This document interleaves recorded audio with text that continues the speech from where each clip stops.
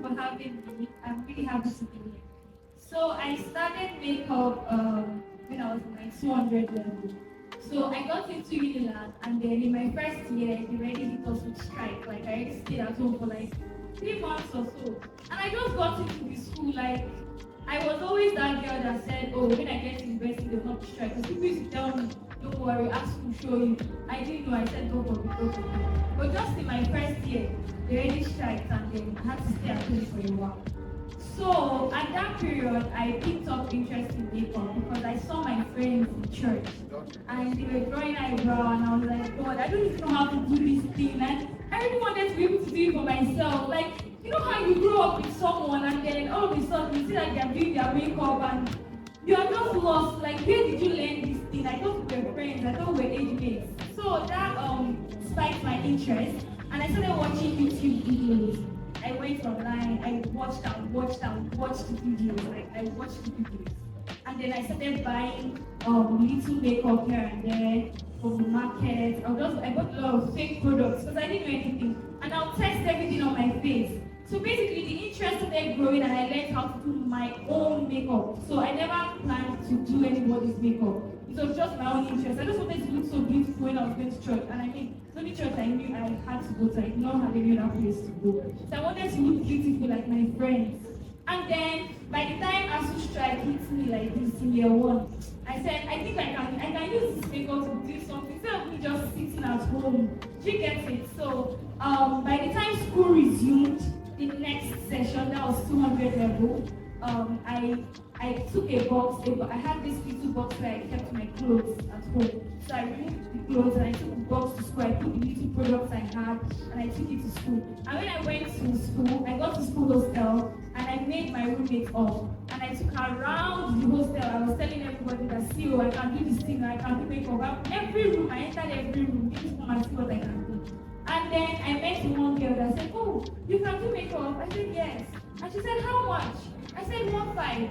And she was like, wow, 1.5, you do a makeup, you give me like, I said, yes, just come, I'll do it for you. And she was like, okay, I'm coming. She came the next day. And that's how I had my first client. And I was like, wow, somebody paid me 1.5 for makeup. I felt on top of you, 1.5. I'm sure you can give me 1.5 right now. Like, 1.5 is not money to you. But then it felt like 100K. Like, I'd never earned money before on my own. So that was just the beginning. I was like, okay, if someone can pay me for this thing, then I think I can really do this thing. So I continued from there and started like creating awareness and just building business from there basically. Balancing makeup and academics is it's a little tasking because makeup is a job that requires you to be there. I cannot do your makeup virtually. I have to come. So that means that I missed a lot of classes. So this is it here. If you're going to handle your business while being a good student, because the fact that you have a business is not an excuse to, fail in school or to do poorly. No, you can handle both and handle it very well. So you just need to know two things. The first thing is prioritize. You need to prioritize what is most important to me in this moment. Okay, I'm in school right now. What I used to do was that at the beginning of the semester, I'll go out for a lot of jobs, I'll take jobs, I could miss some classes, and then when I come back, I'll just quickly catch up, check people's notes, check what I missed. But when it's already getting close to exam period, I stopped taking bookings. And it was very hard because I had to just sacrifice. That's the second thing, prioritize and sacrifice. I had to sacrifice because I'll get clients call me, oh, can you come for this? And I'll have to say, oh, I'm so sorry, I'm writing exams. And it's not be as if it's during the exam period that the big money will be coming. But then because you know that you're a student, and see, let me tell you, you get to do your BSc for 4 years, maybe in Nigeria for 6 years. Like I stayed in school for 6 years. For God forbid, that will not happen to you. But you get to do your BSc for, let's say, 4 years. And after that 4 years, you don't get the chance to come back there and do it. Oh, Vice Chancellor, I'm sorry, I did not do this thing, can I do it again? No. 4 years is all you get. So that is your number one priority.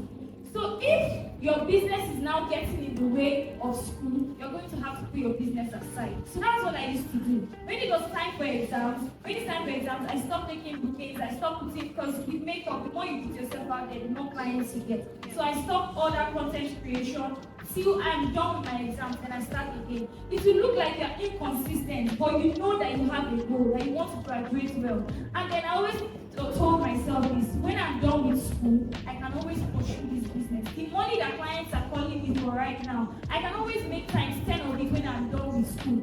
So as much as you are doing business, you still have to remember that your academics is number one thing. So when you have to make a choice between those two things, always pick your books. It's not an excuse to fail just because you have a business and you want to make money. You will always be able to make more of that money. Do you get it? So always prioritize and then you sacrifice. Because the average student may not have a business. So your friends may be playing and going out and all of that. But you know that you have a business and you have academics.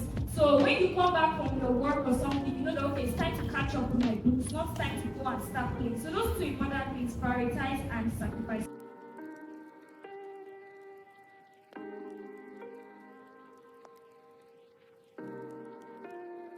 So if I was going to do something differently, I think that I'll believe in myself more. Now what I mean by this is, getting into the University of Lagos, I just graduated like some months ago, so that's why I'm talking about school a lot. I was like a ghost for like the first year in school. Even the people in my department did not know me, like they did not know that I was in this department.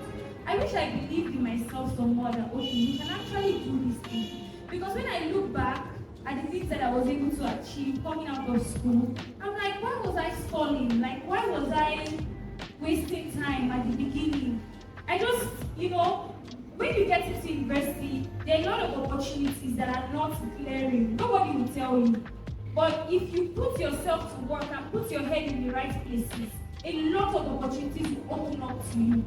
But if you just say, hey, I just want to come out, because you will hear a lot of it, I heard a lot of it getting into school, and that affected me. I heard a lot of just graduate and figure out what you want to do in your life. Since I'm not studying medicine, I'm not studying anything, major. So just graduate and come out. I heard a lot of students saying that, a lot of seniors saying that it doesn't really matter. That even people that are studying this and that, they don't have jobs. A lot of negative talk, and it just affected me. So I wish I believed in myself for that, hey, I got this. So getting into school, you put yourself into the right places, volunteer, do stuff, get into activities. There are a lot of opportunities, scholarships, so many things that nobody's writing on the wall in school. Nobody will tell you. In fact, the person next to you might even be on scholarship, fully funded. They will not tell you. You will not know. You will not know the opportunities that open up to that person, that have been opened up to that person, unless you apply yourself. Do you get it? So what I wish I had done differently is to not look down on myself when I got into school and not just feel bad that, oh, I'm not studying medicine, because I wanted to study medicine. Let me just say it. Did not give me the admission. So I studied botany, and then when I got into school, I was like, oh my god, I'm not even studying what I want. Let me just do and just come out of here. But that changed along the way, and I wish I even knew that from the beginning. So it really doesn't matter whether you did not get your dream course or whether your mates are supposedly doing better than you. Believe in yourself. I'm getting into this school, I'm a force. I have something to offer. In my department, I have something to offer. When we graduated in my set, some of my mates, texted me and told me, see, I'm proud of you. I've been watching you. People are watching you, but you don't even know. I've been watching you. I've been seeing how resilient you are. You are this, you are that, you did this, you did that, yet your grades did not fall, blah, blah, blah, and all of that. And I didn't even know that there were people who were looking up to me in my own class. And me, I was there looking down on myself. So I want you to believe in yourself wherever you are stepping into. If you are going into a new place, a new school, or anything, believe that you actually have something to offer. Don't look down on yourself regardless of whatever the circumstances around you may look like. So that's what I wish I did differently. That I put myself out some more. And then in 5 years, right? In 5 years, I'll answer this question in 2 ways. The first major thing that I'll be doing is I'll do a lot of ministry, because I'm a believer, I'm a Christian, and that's a very important part of my life. So I'm not excelling in other areas of my life, my spiritual life is going down low. So I want to see hundreds and thousands of people know God, young people like you, get to know God and get to experience God. And when you see me in 5 years, that will be one of the major things that I'll be doing.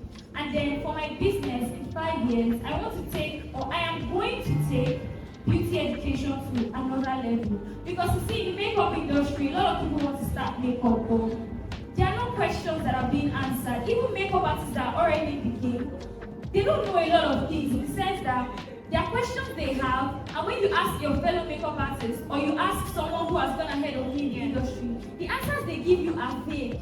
Like nobody really tells you, okay, this is how to do it, because there's the art of makeup and there's the business of makeup. So you can know how to do this beauty thing, you can know how to make someone look beautiful, but you don't know how to work the industry. So I want to not just teach people how to do makeup and make people look fine, but also help them to navigate through that industry. And that is something I'm going to be doing a lot. I'm going to train a lot of industries by God, a lot of artists by God's grace across the continent. That's something major I'll be doing in 5 years. Thank you.